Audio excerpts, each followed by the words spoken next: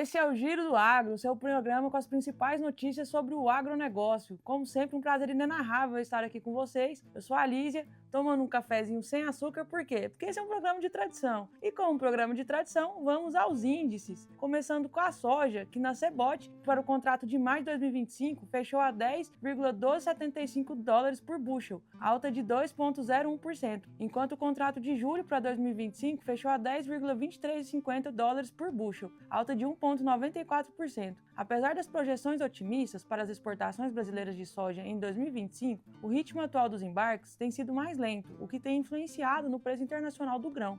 Então a gente está prevendo uma safra recorde, mas mesmo assim nós estamos vendo um mercado mais lento para reagir a essa safra e ao escoamento desses grãos. Já o milho na CBOT apresentou o contrato de 2025 a $4,74 por bushel, alta de 1,07%, enquanto o contrato de julho de 2025 o bushel ficou a $4,80, com alta de 1,21%.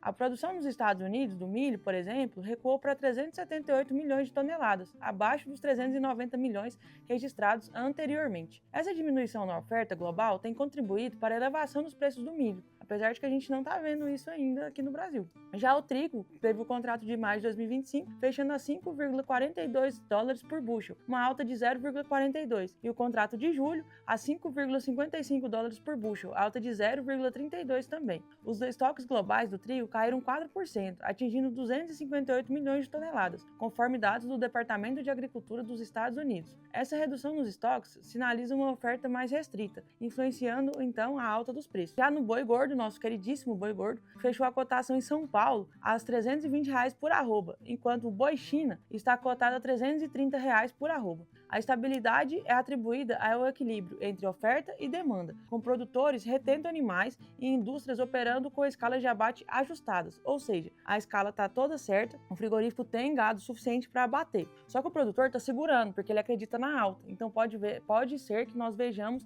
mais alta ainda no boi gordo, chegando acima dos R$320 a arroba, é o que o produtor espera. Já o açúcar, nós temos a cotação atual no mercado global, iniciando o mês com preços em torno de 19 centavos de dólar por libra-peso. A queda nos preços é atribuída ao aumento na produção global de açúcar na safra 24-25 e ao superávit de ofertas. Já o leite, temos a cotação atual do preço do leite ao produtor registrando alta de 2,7%, alcançando R$2,65 por litro. A alta foi impulsionada pelo crescimento da demanda e pelo aumento nos custos de produção. Além de que acabou a chuva, o leite sobe. Começou a chuva, o leite cai. É desse jeito. Inclusive o Lucas me abandonou hoje, a gente tá com o Luiz aqui hoje. Oi, pessoal.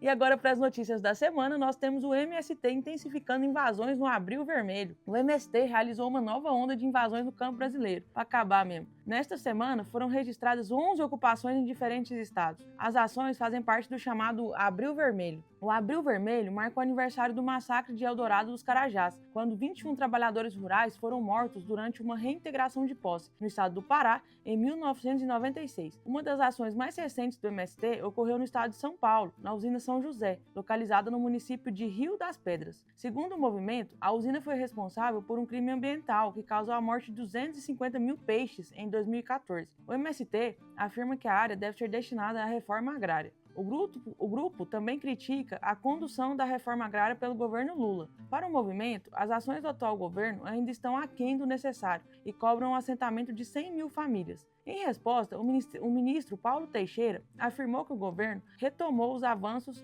da política agrária paralisados na gestão anterior e prometeu, até o fim do ano que vem, 60 mil famílias assentadas. Com a popularidade em queda, segundo as últimas pesquisas, o presidente Lula tem buscado reaproximação com aliados históricos da esquerda. Em março, ele visitou o acampamento Quilombo Campo Grande, em Campo do Meio, Minas Gerais. Na ocasião, declarou que tem lado e que não esquece quem são seus amigos. As mobilizações do MST devem continuar ao longo do mês de abril.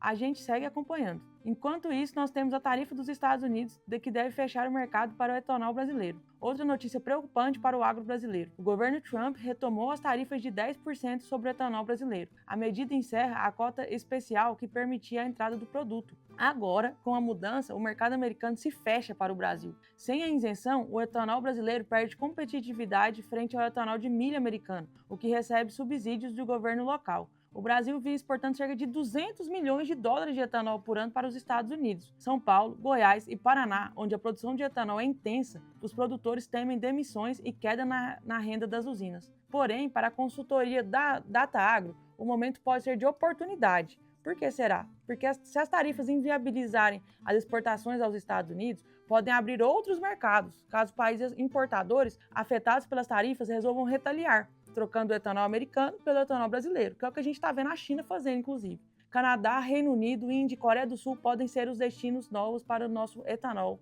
aqui do Brasil. Já na notícia número 3, nós temos o agronegócio brasileiro crescendo 1,81% em 2024. Finalmente uma notícia boa para o domingão. Agora temos a melhor notícia do programa. O agronegócio brasileiro apresentou um desempenho positivo em 2024, registrando um crescimento de 1,81% no produto interno bruto do setor. Esse avanço elevou o valor total do agronegócio para 2,72 trilhões, correspondendo a 23,2% do PIB nacional. Esse crescimento foi especialmente significativo no último trimestre do ano, quando o setor registrou uma alta de 4,48%, revertendo a tendência de queda observada nos trimestres anteriores. Ao analisarmos os segmentos, observamos desempenhos distintos. A pecuária apresentou um expressivo crescimento de 12,48% em 2024, impulsionado pelo aumento da produção e dos preços reais. A agroindústria e os agroserviços ligados à pecuária tiveram destaque, com avanço de 16,8% cada. Já a agricultura teve uma retração de 2,19% no ano,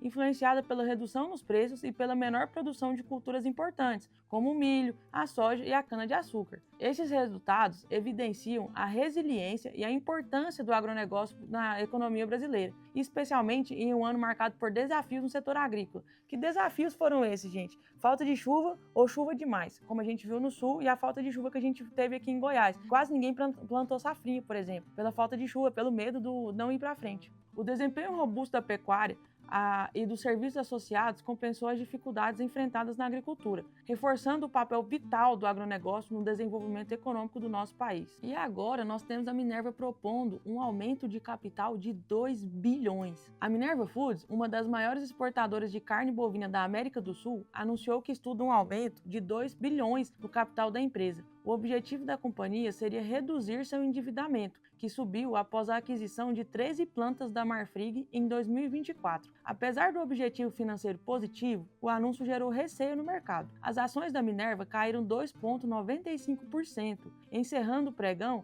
a R$ 6,25, após abrirem o dia com queda superior a 5%. Para o Itaú BBA, a medida reduz o risco financeiro da empresa e pode destravar valor no futuro, especialmente se os ativos recém-adquiridos da Marfrig entregarem os resultados esperados. Ainda assim, a reação negativa sinaliza uma preocupação do mercado com a diluição acionária no curto prazo. A Assembleia de Acionistas, que vai decidir sobre o aumento do capital, está marcada para o dia 29 de abril. Até lá, o mercado seguirá atento aos desdobramentos dessa movimentação. Agora nós temos a AgroGalaxy, que tem plano de recuperação judicial aprovado por Assembleia. Inclusive, nós recebemos no podcast o Ailton, que fala que ele é super contra a RJ. Então, deixa a opinião de vocês aí sobre o que vocês acham dessas RJs que a gente tem visto bastante no agro. A AgroGalaxy, uma das maiores plataformas de distribuição de insumos agrícolas do país, teve o seu plano de RJ aprovado em Assembleia Geral de Credores. O plano agora segue para a homologação da 19ª Vara Civil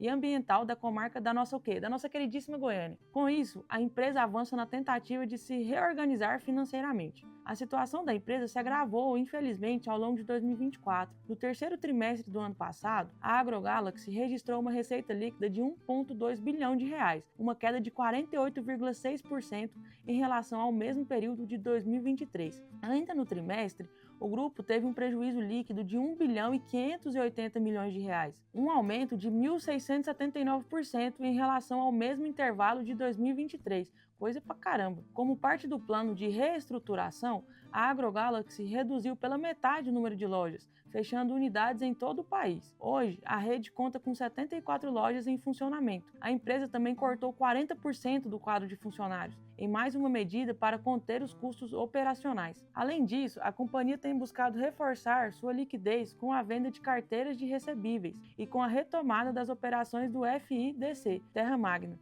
um fundo de investimento em direitos creditórios voltado ao agronegócio. A Suzano, nossa querida empresa, também grande na bolsa de valores e uma grande produtora nacional de celulose, acaba de dar um passo estratégico na sua jornada de inovação e sustentabilidade. A empresa liderou uma rodada de investimento na startup americana Simply Fiber, que levantou 12 milhões de dólares. Criada em 2020, a Simply Fiber desenvolve uma tecnologia promissora, a moldagem de celulose líquida para fabricar calçados, roupas e até peças automotivas, tudo com foco em reduzir ou eliminar o uso do plástico. O aporte da Suzano vai muito além do dinheiro.